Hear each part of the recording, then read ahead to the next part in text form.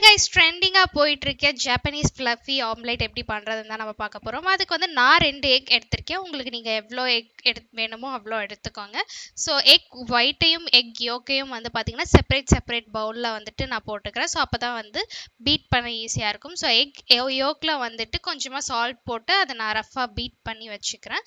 So egg ஒயிட்டை வந்துட்டு நல்லா beat பண்ணணும். லைக் எப்படி சொல்கிறது, காட்டன் மாதிரி ஃப்ளஃபியாக வர அளவுக்கு வந்துட்டு நல்லா இந்த மாதிரி பீட் பண்ணிக்கோங்க. பீட் பண்ணதுக்கப்புறம் ஒரு பேனில் வந்துட்டு கொஞ்சம் பட்டர், அதுக்கப்புறம் வந்து பார்த்திங்கன்னா எக் யோக்கை வந்துட்டு நான் அதில் ஃபர்ஸ்ட் லேயராக வந்து போட்டுக்கிறேன். ஸோ அது லைட்டாக ஹீட் ஆனதுக்கப்புறம் மேலே வந்துட்டு எக் ஒயிட்டையும் போட்டு நல்லா வந்துட்டு அந்த எக் யோக் மேலே ஸ்ப்ரெட் பண்ணி விட்டுட்டேன்.